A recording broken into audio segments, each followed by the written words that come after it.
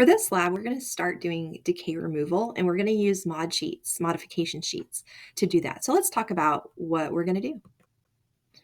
I created this little flow chart to just kind of walk you through every possible scenario when you sit down in lab to prep a tooth. So the first thing that you're going to have to ask yourself is, does this plastic tooth have decay on it? And that's going to determine how many steps you're going to have to go through. So if the answer is no, you're going to prep it to ideal. There's no question about it. It needs to fall within those very first ideal, very conservative parameters. And then you can turn it in for grading. Once it's graded, you can restore. If the plastic tooth that you're working on that day has decay on it, you're still going to prep it to ideal. Once you get to ideal, you can ask yourself, is the decay gone? And if the answer is yes, obviously you're done. You're going to grade and restore. If at ideal there's still decay, that's where we're going to add in a little extra step. And this is what I call maxing it out. So if you look at the ACC criteria for 8X, there's a maximum number that you can get to before you start to move into the substandard category and lose points. And so you need to max it out to that ACC maximum number. Once you get there, you're going to take out some decay as you do that, right? So once you get to that maxed out ACC number, you're going to ask yourself again, is the decay gone now that I've reached maximum? If the answer is yes, you're very lucky and you get to grade and restore, and the procedure will be over.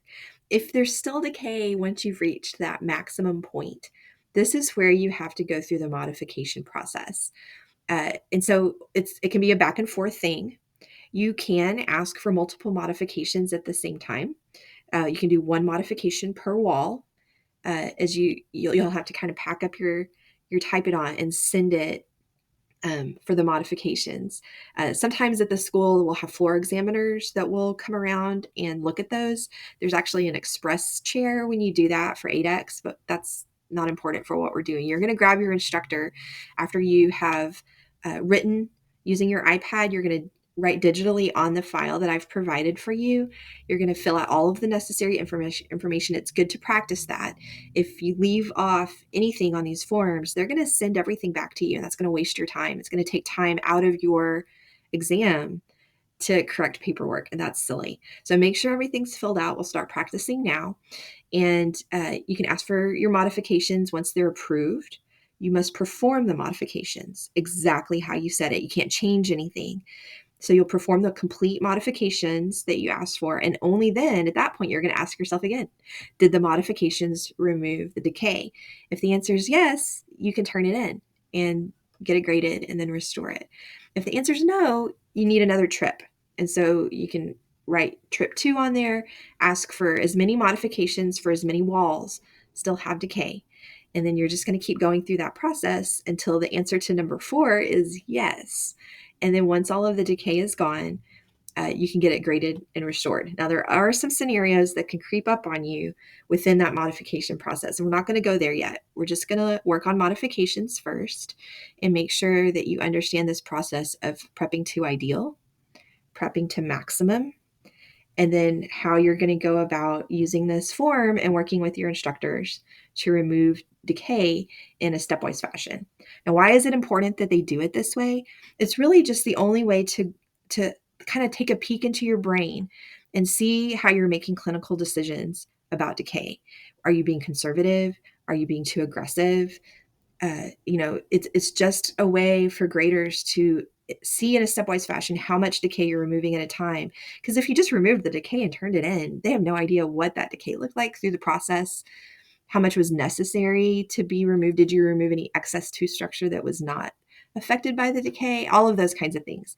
So this is just kind of a way for testing the removal of decay. And it's a little bit tedious, but if you can follow the rules and understand the rules, you should be able to pass your 8X exam. So let's go over the 4 components of a modification.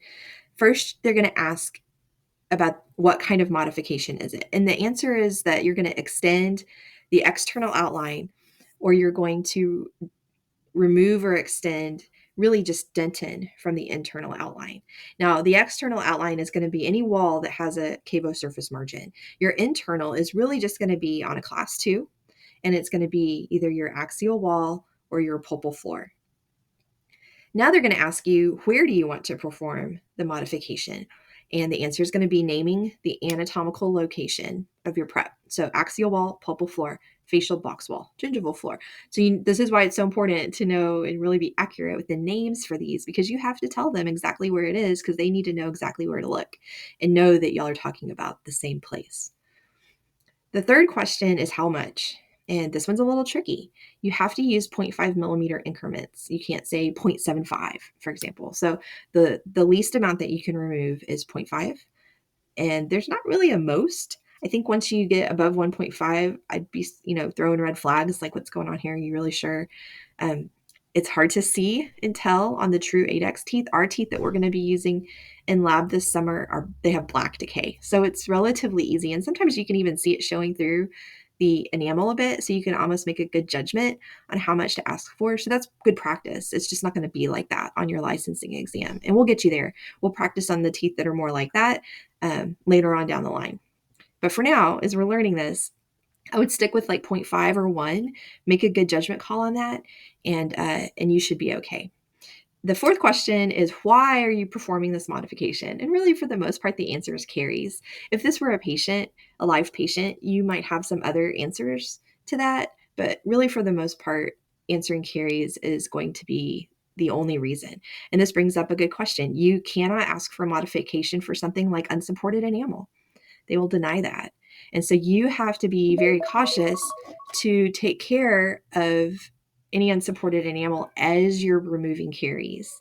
You can't go back and ask for that later. And so that kind of comes to the next slide of what not to do when you're going through this modification and decay removal process.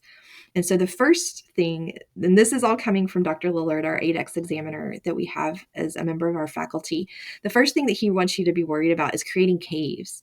And so that's why when you're moving an external wall, a wall with a cavo surface margin, you're literally moving the wall. You're not digging up underneath it with a round burr or a spoon excavator or anything like that. Because if you start to create any kind of undermined enamel, which you would see in a cave, you can't just ask to fix that. There has to actually be decay there. So if you feel like you're getting in a situation where maybe you did ask for an internal mod and something's starting to look a little cavey, you're going to have to try to leave a little bit of decay there so that you can ask for another modification to remove the decay, and then be sure to go back and fix that part of the wall as you do that. It would need to be an external modification to remove that decay so that you could take care of the unsupported enamel. And that might make more sense later on as we start to do some more complicated preps. The class 3 that we're going to do for this first one, really all you're going to do are external mods. And so you're always just going to be expanding an entire wall. And that's probably a really easy thing to start with. It'll just get a little bit more complicated as we move on. You can't ask for a mod before maxing out. You will lose points. So you have to sign your name on that form. That's why you're putting your initials there as you're saying, I know, I agree, I testify that I have taken this prep to the maximum point. And if you say that and then they measure it and it's not, you're going to lose points. And we'll talk about this later because I have an example here and I think it's really interesting. It leaves me with some more questions. So the other thing is that he thinks it's a waste of time to ask for 0.5 over and over again. And it's not that you'll be, you won't lose points over it or anything. It's just going to waste your time. So try to be a little bit more precise in how much you're asking for. And if you think that after 0.5 you're going to be asking for another one, just ask for one, just to save yourself some time. And then again, with the whole unsupported enamel thing, you cannot ask to remove any tooth structure when there's no decay present. Your answer will be no, and you lose points. So this is the tooth that we're going to be prepping for our first little decay removal exercise. So with these Kilgore carious teeth, you can kind of identify the caries. And so it's a good place to start, kind of visualize the extent of the decay. And this is a good opportunity to get your pencil out, kind of draw your dimensions. We started this time with a lateral, and that's a little tricky because remember, centrals and laterals are actually different in their dimensions when it comes to the axial wall. And that's the only dimension that's different. So for a lateral, you need to keep this smaller, which is challenging. And so you can only get this up to 1 millimeter wide ever. unless you ask for a modification, which means there has to be decay on that wall. So keep that in mind. This is not a great picture because it doesn't have a contact on the distal, but it should. And so here's a little bit more updated picture that I took that shows this tooth with a nice contact. You can see it from the facial now. See, it's pretty extensive. In fact, the first time that I did this tooth with a class, I went ahead and had them access it from the facial just because it was a good warm up. It was a good experience. We weren't trying to do ADEX standards. You can still access from the facial on ADEX um, if that is if you get permission to do that. But we're going to go ahead and do it from the lingual just because it's going to be a good little experience to practice on a lateral. You can see on the second picture here that I have done a little punch cut, and I just did this with a half round burr. I tried to do it in the contact area, but kind of on the lower side of it, just to kind of get me started. I don't want to lose that incisal contact, and this contact area here is not super broad incisogingivally. So I tried to keep it a little bit on the lower aspect, really just knowing that this decay is low. It's close to the gingiva. I know that I'm going to have to be going in that direction to try to get all of it anyway. So I still wanted to be really conservative to start out just because I have to hit this ideal prep. Now, if this were real life and I were seeing this patient in my chair in my practice, I know how much decay is there and it would just be a different process. But we're trying to get you to the point where we trust you and know that you have the capability to make the clinical decisions that are appropriate for treating these teeth, and really just to get you to pass the ADEX exam, which requires that you keep things really conservative at first and then go through a very stepwise process of decay removal. So I started with that half round burr, which is 0.6 of a millimeter in diameter.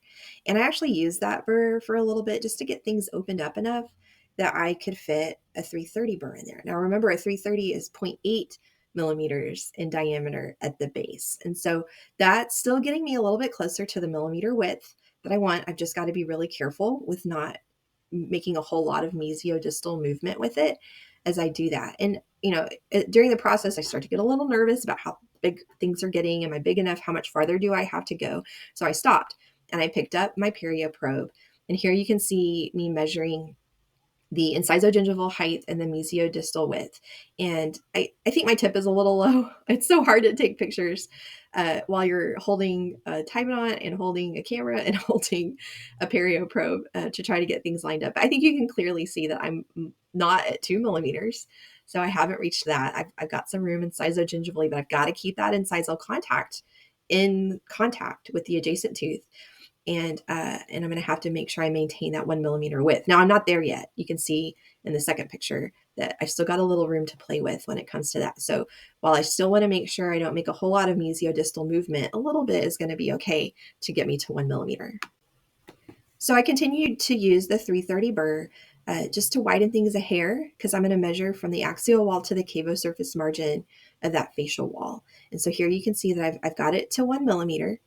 And I went ahead and I tried to drop things gingivally mostly as I did this. Again, got to keep that incisal wall in contact. And I know I've got some room to drop things, and I need to because that's where my decay is anyway. So that's the tooth structure that's going to have to be removed regardless, especially once I start making modifications. So we've prepped to ideal, check.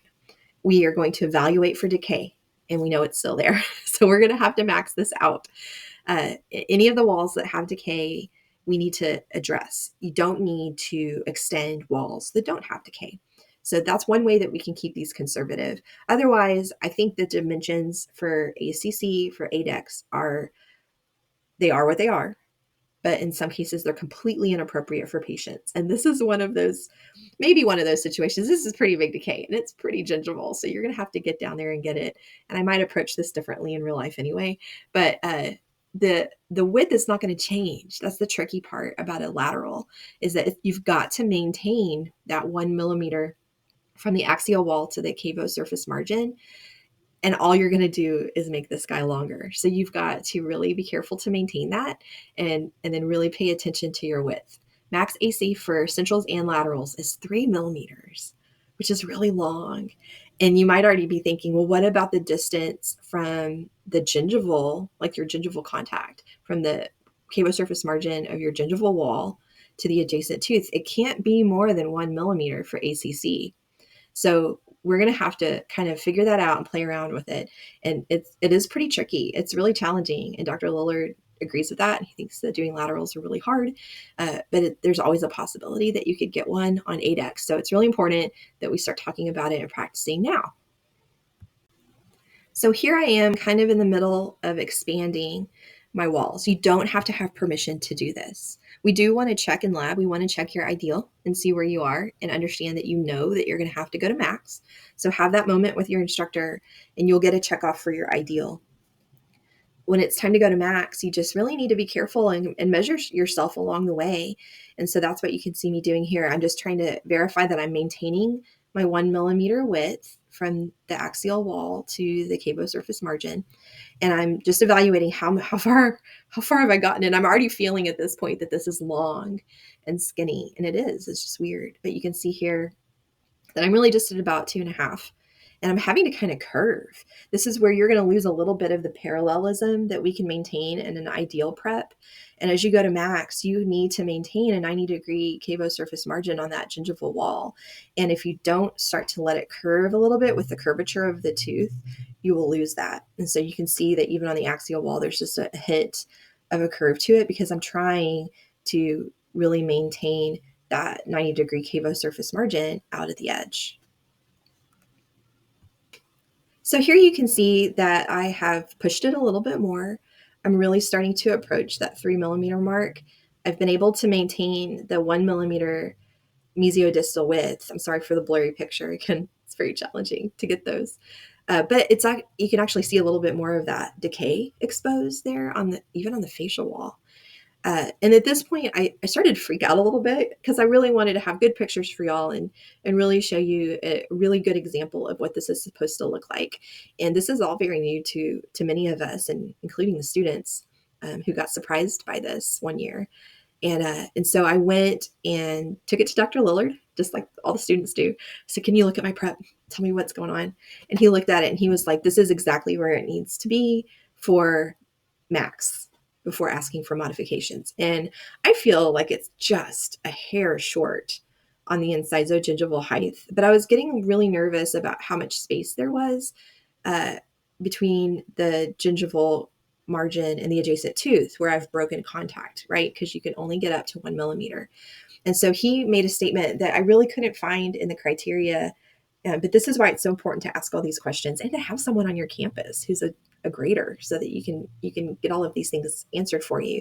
And he said the problem here is that there's kind of a caveat of dropping that gingival margin to reach the 3 millimeters versus breaking the contact more than 1 millimeter. And so you want to choose not breaking the contact more than 1 millimeter versus being just a little bit short. And so he did not want me to extend it anymore.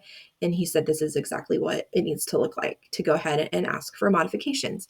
So I also went ahead and measured, before I went down there, I measured that distance between the two teeth to measure my gingival contact and how much it was broken. I chose to use a number 2 round burr because it is 1 millimeter in diameter. And I figured it was just easy to stick something in there that I had on hand to measure that. And so I took a picture just so you can see that it is a millimeter. I don't want to go a whole lot more beyond that. I probably could have pushed it just a little bit, but he was comfortable in saying that I was ready and I would be approved to ask for modifications. So this is what the current modification request form looks like on the CDCA website for 8X. I blew it up a little bit on the right-hand side just so you can read things a little bit better. You can see that there's a little section at the top. They have all these labels that you'll have to put on things and just to keep track of your different forms. And then you can see all of the little things you'll need to fill out. It's a composite prep. You can put your cubicle or your bench number up at the top. You have to say the tooth number and the surface that you're working on. And then it says, I certify that I have prepared the tooth to at least acceptable dimensions and all pre-existing restorative material, if present, has been removed. That last statement is like if you're working on a live patient, which is still possible to do, but you're not going to be doing that for the most part. You can see where you have to sign that you certify that, and there's a place for the time. And then CFE stands for your clinical floor examiner, and those are graders, or in our case, instructors, that will just be floating around the room, and you can have them come over and just acknowledge that you have all of that filled out so that they can check on your modification request. So at the bottom, I just showed one of the lines that's available because you can ask for more than one modification. You can ask for more than one at a time. But here you can see the 4 questions. They each have their own line. And then once the floor examiner looks at it, they'll fill out the next part about the request. And if these are not granted, that is one of those places where you can lose points on your exam. So I went ahead and marked this up on my iPad just to show you what it might look like once it's filled out. So I filled out the top portion, pretend like I signed it as a CFE. And then I did add over to the left because there used to be on some of these forms, and I think that the mock board form that we have developed for A&M that resembles this has this as well. And there's like little boxes off to the side to indicate the trip number, which is like how many trips have you taken to the express chair or to a floor examiner to request mods, and then how many mods are you asking for. So if this is your first trip to ask for modifications, you would write 1, and then there's a slash. And then in this instance, I'm asking for 2 separate modifications for that first trip. So I've got 1 and 2. So I just wanted to add that just so that you understand what that means and why it's there. So for the first modification that I asked for, it was for the axial wall, and I asked for 1 millimeter to extend that entire wall, and it's going to be for carries. And then the second one, I went ahead and asked for just a little bit less on that gingival wall because I'm getting concerned about how close I'm getting to the gingiva. But it is an external wall extension, and I'm asking for that because of carries. And so again, Dr. Lillard said that these were, if I asked for these 2 modifications, he would give me the green light. I could go do those and then kind of go from there. Sometimes there's a little bit of strategy involved when you start asking for these modifications. I mentioned earlier that I could see even on the facial wall that some more of that decay was exposed. And so as you do more of these in practice, you might start to figure out, maybe kind of a game plan of, I know that there's so much to the axial that it's worth going ahead and asking for that millimeter and just get all of that decay out of the way. I'm going to extend it as far gingivally as I'm initially comfortable with, just to get all of that out of the way and open things up a little better. And then it's going to give me a better picture of what's going on the facial. And so I'm anticipating having to make another trip to ask for the facial wall, but I don't want to ask for it yet because opening up that axial wall and moving it into the tooth is going to probably expose more decay on the facial wall for me to remove. And so I feel like that would make for less trips to the express chair or to my floor examiner to ask for modifications. So, it's just one of these things. As you do this more and you think about it more, you might start to kind of have some strategies of how you might approach things. But this is all clinical decision making anyway. And so the more you do it, the better you'll get. You might feel like you kind of butcher this tooth on the first one, but it's got a ton of decay in it. And that, you can see that. I just kind of want to introduce to you the process of asking for modifications. It may not go perfectly the first time, and that's okay. I don't really have a ton of extra teeth to start over if necessary. So one thing that you might consider doing is if you want to practice on just a regular number 10 in your Kilgore, just to try to reach that ideal and then max it out and just kind of see what that feels like. It might set you up a little bit better for this exercise, just so that you can kind of get the most out of asking for modifications and seeing what that's like. So it's just a suggestion. You don't have to do it. You can do it ahead of time. You can do it in lab.